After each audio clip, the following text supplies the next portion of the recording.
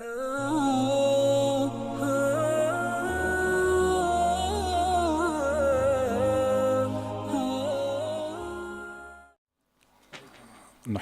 ونصلي على رسوله الكريم أما بعد فأعوذ بالله من الشيطان الرجيم بسم الله الرحمن الرحيم يا أيها الذين آمنوا بالله ورسوله والكتاب الذي نزل على رسوله صدق الله العظيم وبلغنا رسوله النبي الكريم ونحن على ذلك لمن الشاهدين والشاكرين والحمد لله رب العالمين اللهم صل على سيدنا محمد وعلى آل سيدنا محمد وبارك وسلم۔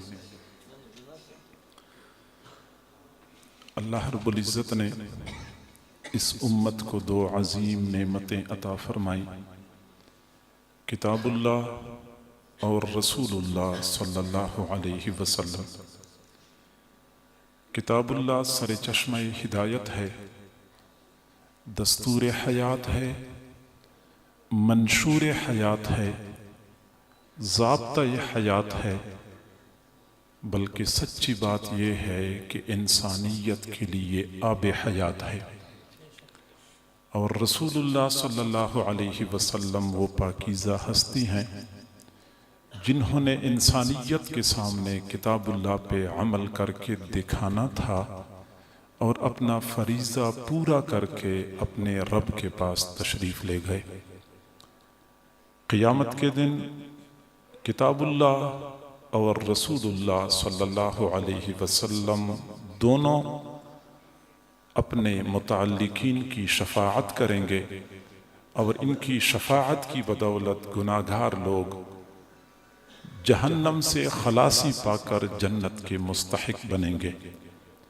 لیکن ہمیں یہ بات پہلے سمجھنی چاہیے کہ ان کی شفاعت سے وہ لوگ حصہ پائیں گے جنہوں نے دنیا میں ان کے حقوق کو پہچانا، حقوق کو ادا کر لیا اور قیامت کے دن ان کے سامنے سرخرو ثابت ہو گئے۔ حضور صلی اللہ علیہ وسلم کے ہم پر کیا حقوق ہیں، اس مختصر نشست میں ان کا تذکرہ نہیں کر سکتا۔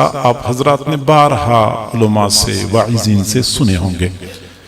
قرآن پاک کے ہم پر کیا حقوق ہیں، یہ بات میں نے مختصر انداز میں آپ سے عرض کرنی ہے، اور جیسے مولانا نے فرمایا ہے اسی حساب سے انشاءاللہ میں اپنے موضوع کو سمیٹوں گا۔ صحیح بخاری شریف کی روایت ہے، حضور صلی اللہ علیہ وسلم نے ایک لمبی حدیث میں قیامت کے دن کا منظر پیش کیا ہے، اور پھر آخر میں وہ فرماتے ہیں کہ میں اپنی امت کی بخشش کے لیے اللہ کے سامنے سجدہ ریز ہو جاؤں گا۔ اللہ تعالیٰ مجھے فرمائیں گے، محبوب اپنا سر اٹھا لیجئے، آپ جو کچھ مانگتے ہیں آپ کو دیا جائے گا، جن کی آپ شفاعت کرتے ہیں آپ کی شفاعت قبول کی جائے گی۔ میں اپنی امت کی شفاعت کروں گا، اللہ تعالیٰ میرے لیے ایک تعداد متعین فرمائیں گے کہ اتنے لوگوں کو اپنے ساتھ جنت میں لے جاؤ، میں جنت میں لے جاؤں گا۔ میں دوبارہ اللہ کے سامنے اسی طرح سجدہ ریز ہو جاؤں گا، میرے لیے پھر ایک تعداد متعین کی جائے گی، میں ان کو اپنے ساتھ جنت میں لے جاؤں گا۔ پھر تیسری مرتبہ یا چوتھی مرتبہ میں اللہ تعالیٰ سے عرض کروں گا، یا رب ما بقی فیہا الا من حبسہ القرآن، اے میرے اللہ جہنم میں اب کوئی باقی نہیں بچا، صرف وہ لوگ باقی بچے ہیں جن کو قرآن نے روکا ہوا ہے۔ یہ بخاری شریف کی روایت ہے۔ اب اس کا ایک معنی یہ ہے کہ قرآن کچھ لوگوں کے خلاف قیامت کے دن مقدمہ دائر کرے گا، اپنے حق کا مطالبہ کرے گا، اور اس قرآن کے مقدمے کی وجہ سے لوگوں کو جہنم میں روکا جائے گا۔ ایسے لوگوں کی شفاعت سے رسول اللہ صلی اللہ علیہ وسلم بھی دستبردار ہو جائیں گے۔ ہم عام طور پہ یہ سمجھتے ہیں کہ ہمارا دین سے کوئی تعلق ہو یا نہ ہو، قرآن سے کوئی وابستگی ہو یا نہ ہو، بس محبت رسول کا جذبہ ہونا چاہیے اور محبت رسول ہی کافی ہے۔ ہمارا سب سے بڑا سرمایہ محبت رسول ہے۔ ٹھیک ٹھیک ہے محبت رسول بہت بڑا سرمایہ ہے، لیکن اس کے ساتھ ساتھ کتاب اللہ کے ساتھ وابستگی، کتاب اللہ کے حقوق کی ادائیگی ضروری ہے۔ اگر کتاب اللہ کے حقوق کو ہم ادا نہیں کریں گے تو قیامت کے دن رسول اللہ صلی اللہ علیہ وسلم اللہ کے دربار میں شکایت کریں گے، وقال الرسول یا رب ان قوم اتخذوا هذا القرآن مہجورا۔ رسول قیامت کے دن کہیں گے کہ اے اللہ میری اس قوم نے قرآن کو چھوڑ دیا تھا۔ رسول اللہ ایسے لوگوں کی شفاعت کیا کریں گے؟ وہ تو اللہ کے دربار میں شکایت کریں گے کہ میری قوم نے قرآن کو چھوڑ دیا تھا۔ لہٰذا قرآن کے حقوق کو پہچاننا، قرآن کے ساتھ وابستگی، یہ ہمارا آخرت کی نجات کے لیے انتہائی ضروری ہے۔ اب میں آپ سے عرض کروں، قرآن کا ہم پر پہلا حق یہ ہے کہ ہم قرآن پر ایمان لائیں۔ اب میں آپ سے عرض کروں، آپ کہیں گے جی ہاں ہم سب کا قرآن پر ایمان ہے، ہم سب کا قرآن پر ایمان ہے، لیکن اگر کسی ساتھی سے تفصیل پوچھی جائے تو شاید علماء حضرات کو معلوم ہو، باقی احباب کو معلوم نہ ہو کہ قرآن پر ایمان لانے سے مراد کیا ہے، قرآن پر ایمان لانے کا مقصد کیا ہے۔ تو سمجھ لیں کہ قرآن کے بارے میں ہمارا یہ عقیدہ ہونا چاہیے کہ یہ اللہ کا کلام ہے۔ دوسرا ہمارا یہ عقیدہ ہونا چاہیے کہ یہ 30 پاروں پر مشتمل ہے، یہ 29 پارے نہیں ہیں، یہ 31 پارے نہیں ہیں، یہ 30 پارے ہیں، 40 تو بالکل نہیں ہیں۔ اور ہمارا یہ عقیدہ ہونا چاہیے کہ یہ قرآن اللہ کی آخری کتاب ہے، اس کے بعد آسمانی وحی کا سلسلہ بند ہو چکا ہے۔ اور ہمارا یہ عقیدہ ہونا چاہیے کہ آج سے 14 صدیاں پہلے یہ قرآن جس حال میں نازل ہوا تھا آج بھی بالکل اصلی حالت میں موجود ہے، اس میں ایک نقطے زبر اور زیر کا تغیر تبدل نہیں کیا جا سکا ہے۔ یہ تورات اور انجیل کے وارثین کی کتاب نہیں ہے، تورات کے اندر تحریف ہو گئی، انجیل کے اندر تحریف ہو گئی۔ قرآن کی حفاظت کے لیے اللہ رب العزت نے محافظین کی ایک فوج تیار کر رکھی ہے، وہ اس قرآن کی حفاظت کرنا جانتے ہیں۔ 14 صدیوں کی تاریخ اس بات پہ گواہ ہے کہ علماء، حفاظ اور قرآن نے تمام تر مشقتوں کو، تمام تر مجاہدات کو برداشت کر لیا، لیکن جو امانت ان کو رسول اللہ صلی اللہ علیہ وسلم سے ملی ہے اس امانت میں ایک بال کے برابر بھی نہ خیانت کی ہے نہ کسی اور کو کرنے دی ہے، اور قیامت کی صبح تک یہ قرآن ایسا محفوظ رہے گا۔ تو ہمارا یہ عقیدہ ہونا چاہیے کہ یہ اللہ کا کلام ہے، یہ عقیدہ ہونا چاہیے کہ یہ 30 پاروں پر مشتمل ہے، یہ عقیدہ ہونا چاہیے کہ اللہ کی آخری کتاب ہے، اس کے بعد آسمانی وحی کا سلسلہ بند۔ کوئی بندہ یہ دعویٰ کرے کہ مجھ پر وحی نازل ہو چکی ہے، وہ دجال کذاب ہو سکتا ہے، وہ مومن نہیں ہو سکتا۔ اور ہمارا یہ عقیدہ ہونا چاہیے کہ اس قرآن میں ایک بال کے برابر بھی تغیر تبدل نہیں ہو سکا ہے۔ یہ قرآن پر ایمان ہے۔ دوسرا حق قرآن کا یہ ہے کہ ہم اس کی تلاوت کریں۔ تلاوت کتنی کرنی چاہیے؟ امام ابو حنیفہ رحمت اللہ علیہ کی طرف ایک قول منسوب ہے، وہ فرماتے ہیں کہ سال میں کم از کم 2 مرتبہ الحمد سے لے کے والناس تک پورا قرآن پڑھنا یہ قرآن کا ہم پر حق ہے۔ کسی نے اتنی تلاوت کر لی تو اس نے قرآن کا حق ادا کیا، اگر اتنی تلاوت نہ کر سکا تو قرآن کا حق اس کی ذمہ باقی ہے۔ القرآن حجت لک او علیک، قرآن یا تو آپ کی نجات کے لیے حجت بنے گا یا پھر آپ کی پکڑ کے لیے حجت بنے گا۔ حق ادا نہیں کریں گے تو قرآن آپ کی پکڑ کا ذریعہ بنے گا۔ تو 2 مرتبہ قرآن پاک الحمد سے لے کے والناس تک سال میں ختم کرنا یہ حق بنتا ہے۔ اور ہمارے اسلاف نے، ہمارے اکابر نے قرآن کی تلاوت کا حق ادا کیا۔ صحیح بخاری شریف میں ایک محدث کا تذکرہ کثرت سے ملتا ہے، حضرت ربعی بن حراش رحمہ اللہ تعالی، ان کے بارے میں علامہ ذہبی رحمت اللہ علیہ فرماتے ہیں کہ جب ان کی وفات کا وقت قریب آیا تو ان کے اہلیہ، ان کی ہمشیرہ رو رہی تھی۔ پوچھا لما تبکین، آپ کیوں رو رہی ہیں؟ ہمشیرہ نے کہا ابکی علیک، میں آپ پر رو رہی ہوں کہ آپ فوت ہو رہے ہیں۔ فرمایا ان کنت باکیۃ فابکی علی نفسک، اگر آپ نے رونا ہے تو اپنے اوپر رو لے، مجھ پہ نہیں رونا۔ فقد بکیت لہذا اليوم 60 سنۃ، میں اس دن کے لیے پچھلے 60 سالوں سے روتا رہا ہوں، اب میرا رونے کا وقت ختم ہو چکا ہے، میرا ہنسنے کا وقت آ چکا ہے۔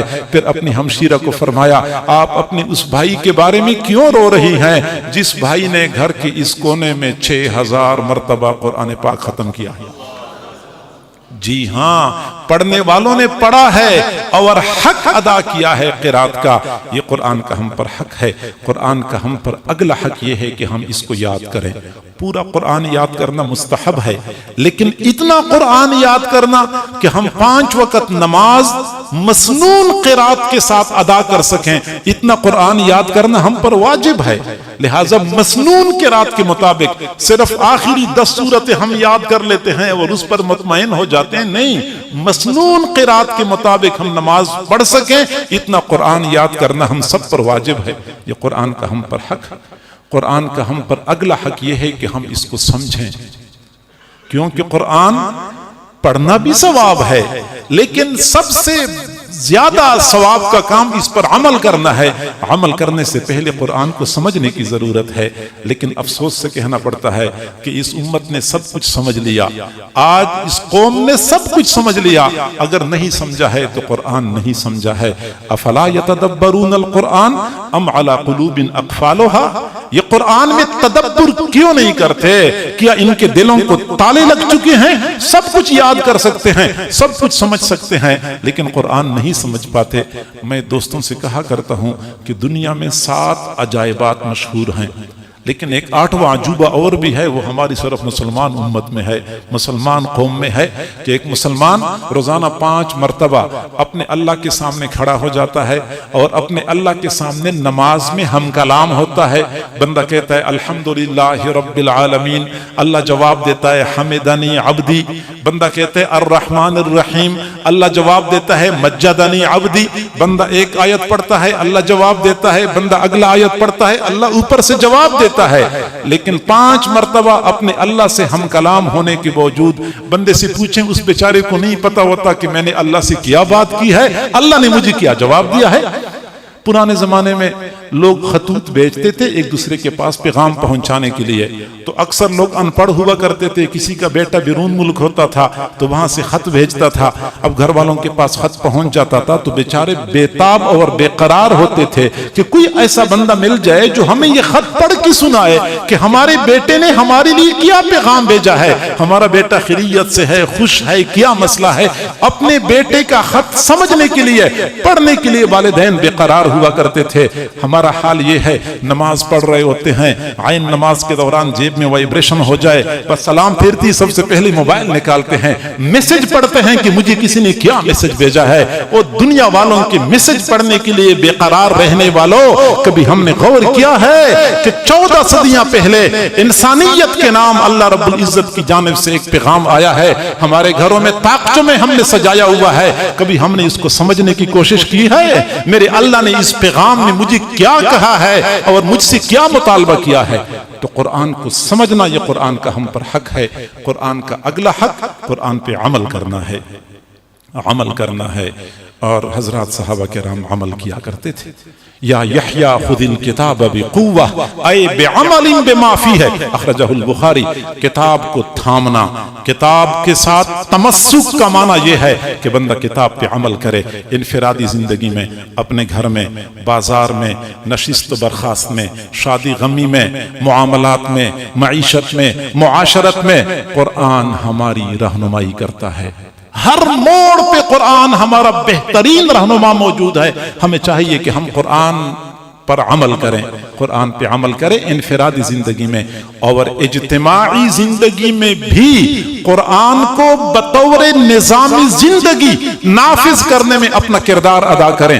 وہ لوگ، وہ شخصیات، وہ جماعتیں جو قرآن کے نظام کے نفاذ کے لیے کوششیں کر رہی ہیں، ان کا دست و بازو بننا یہ مسلمان ہونے کے ناطے ہم پر فرض ہے۔ قرآن عظیم الشان کا ہم پر حق ہے۔ انفرادی زندگی میں قرآن کو اپنائیں اور اجتماعی زندگی میں قرآن کو بطور نظام کے نافذ کرنے میں اپنا کردار ادا کریں جتنا ہم سے ہو سکتا ہے، باقی نتائج اللہ کے حوالے کریں۔ بندہ اپنی استطاعت کی حد تک مکلف ہوتا ہے۔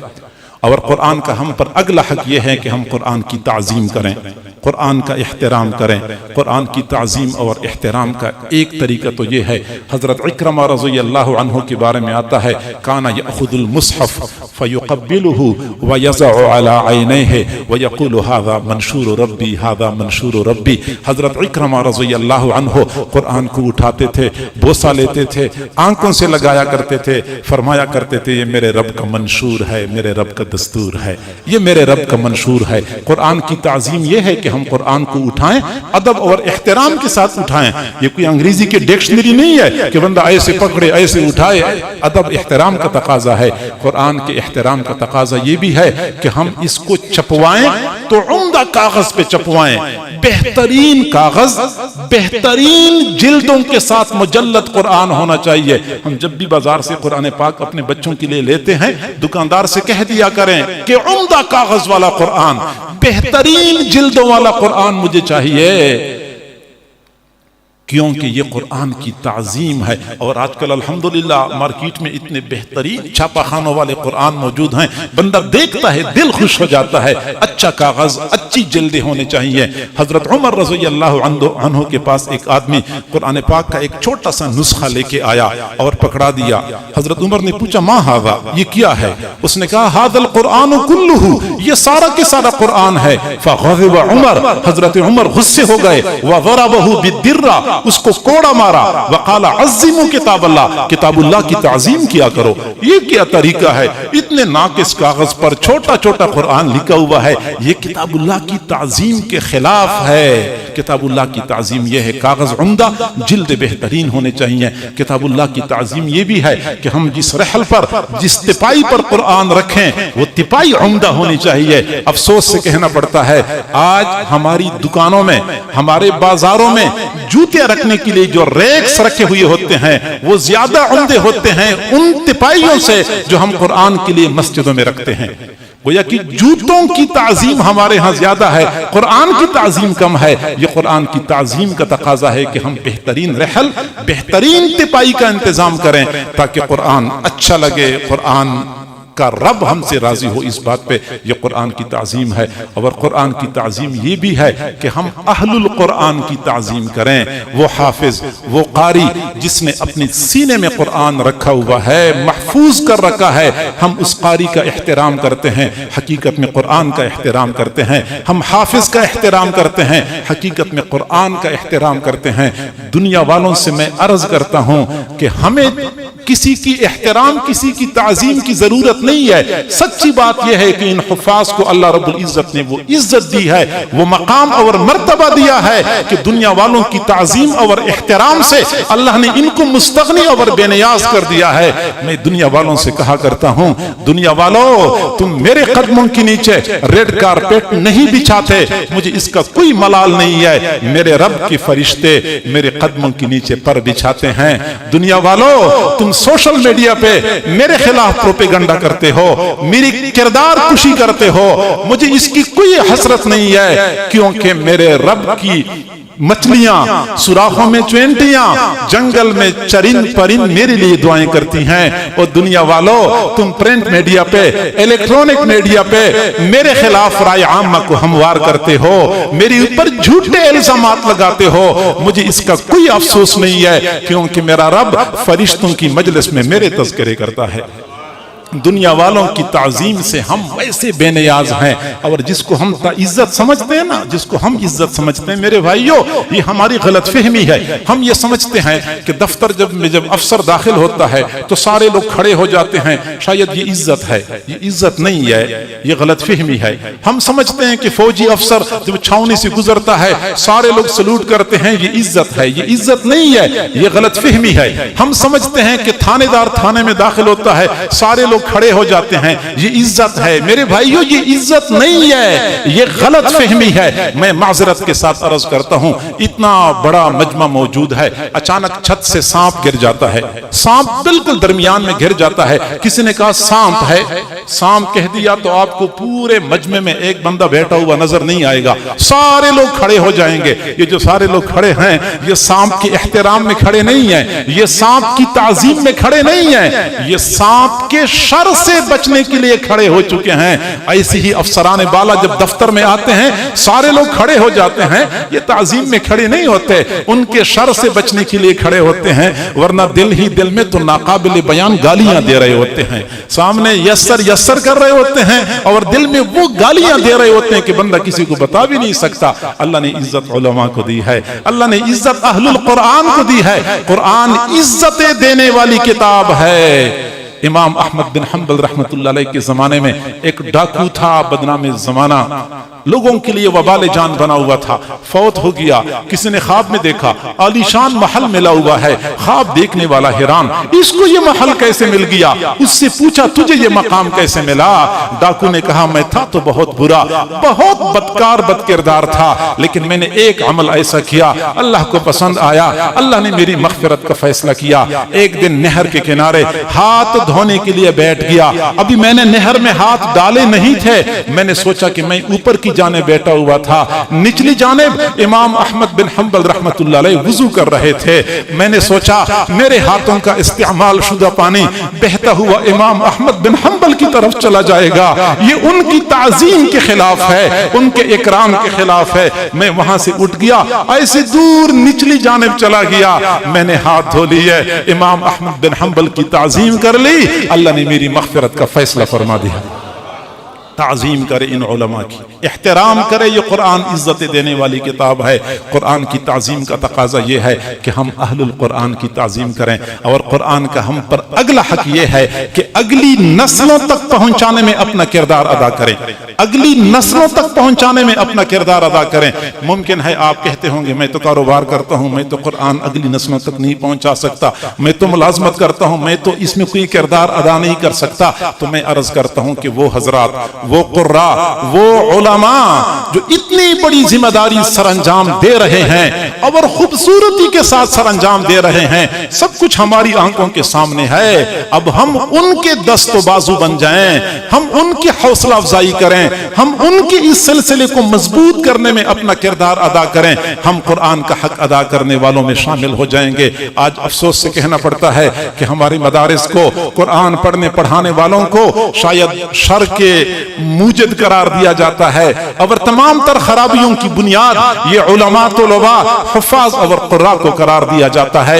याद रखें मेरे भाइयों, आइए मदारिस का जायजा ले लें। मदारिस के दरवाजे किसी ने बंद नहीं किए, अच्छी तरह मदारिस को छान मारें। आप लोग मदारिस के तहखाने देख सकते हैं, मदारिस की अलमारियां देख सकते हैं, दफ्तर देख सकते हैं, आप करीब आके देख लें। हम दावत देते हैं मदारिस में आए, उलमा तलबा के करीब आ जाएं, सारी गलत फहमियां दूर हो जाएंगी। मदारिस से दूर दूर रह रह के लोगों की सुनी सुनाई बातों की बुनियाद पे मदारिस से बदगुमान हो जाना उलमा तलबा के लिए कोई नुकसान की बात नहीं है, हमारा अपना नुकसान हो जाएगा। मैं यकीन से ये बात करता हूं, बड़ी वसूख से ये बात करता हूं। लोग ये कहते हैं कि हम मदरसा चला रहे हैं, हम मदरसा चला रहे हैं। मैं दोस्तों से अर्ज करता हूं, मदरसा हम नहीं चला रहे, मदरसे की वजह से हम चल रहे हैं, हमारा निजाम चल रहा है। जब तक ये मदरसा चलता रहेगा, ये निजाम चलता रहेगा। जिस दिन मदरसा खत्म हो गया, याद रखें ये निजाम तहस नहस हो जाएगा। हजरत शाह वलीउल्लाह रहमतुल्लाह अलैह ने फरमाया, मैं कशफ की निगाह से देख रहा हूं, एक बस्ती के लोगों के आमाल इतने बिगड़ जाते हैं, अल्लाह ताला को जलाल आता है, फरिश्तों को भेजता है कि जाओ इन लोगों के नीचे से जमीन को उठा दो, उलट दो, सबको तबाह बर्बाद कर दो। फरिश्ते जमीन पे आते हैं, हालात का जायजा लेते हैं, फिर अल्लाह ताला से अर्ज करते हैं, अल्लाह तूने तो हमें भेजा है कि लोगों की नीचे से जमीन को उलट दो, जबकि वहां तो मस्जिद में कुछ बच्चे कुरान पढ़ते हुए नजर आ रहे हैं। अल्लाह ताला फरमाते हैं, अच्छा फिर बस्ती वालों से 40 साल के लिए अजाब को मौखर कर दो। बच्चे कुरान पढ़ रहे हैं, 40 साल के लिए अजाब को मौखर करो। ये मासूम बच्चे, मैं पढ़ाने वाला, ठीक है मैं तो गुनाहगार हूं, मौलाना साहब पढ़ाने वाले वो मासूम नहीं है, लेकिन ये मासूम बच्चे, नाबालिग बच्चे तो गुनाहगार ही नहीं होते। ये जब सुबह सवेरे उठ जाते हैं, सर्दी हो या गर्मी हो, पानी गर्म मिला या पानी ठंडा मिला, सुबह सवेरे उठ जाते हैं और फिर कुरान के सामने बैठ जाते हैं। बेचारों को नींद भी आ रही होती है, नींद के झोंके भी आ रहे होते हैं, और इसके बावजूद قاری صاحب پھر آواز لگاتے ہیں عبداللہ کیوں سو رہا ہے، عبد الرحمن کیا کر رہا ہے، پھر دوبارہ سے ہم کے بیٹھ جاتے ہیں، پھر پڑھنا شروع کر دیتے ہیں۔ اللہ تعالیٰ جب ان کی اس کیفیت کو دیکھتا ہے پھر اس قوم کے بارے میں رحمت کے فیصلے اترتے ہیں۔